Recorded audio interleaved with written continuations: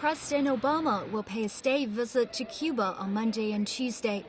This comes months after the two countries agreed to restore diplomatic ties after half a century of Cold War-era antagonism. We look forward to Obama's visit. I believe all Cubans welcome him. We have many things to share with each other, no matter what our ideologies are. And it's a wonderful event. President Obama is doing the right thing. Part of this approach is 50% is for the show and 50% really they're trying to do something. I believe it's a positive move. I believe it will help promote bilateral ties. It's going to be a turning point for Cuba-U.S. ties.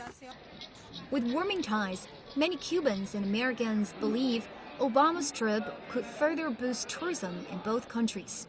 With Obama coming, hopefully it makes it more free for Cuban people to visit America and American people to visit here, and I think it's only a good thing. It was a beautiful country with really friendly people, and it clearly has a lot of great history that I think a lot of tourists would like to see.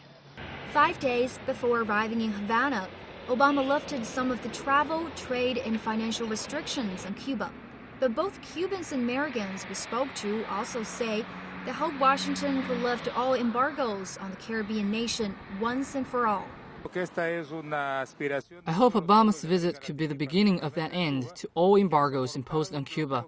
I think this is a common wish of all countries in Latin America. Most of us want the embargo to end. It's just a few in Miami who would like to keep the way it is, to help change, I guess, the government of this country. And then a lot of in the Republican Party as well believe that the embargo should stay in place. But more of the young are strongly in favor of ending the embargo. Though many citizens remain upbeat, a Cuban analyst, Iro Sanchez, warns that all measures taken by the White House are an alternative means to dominate the Caribbean country.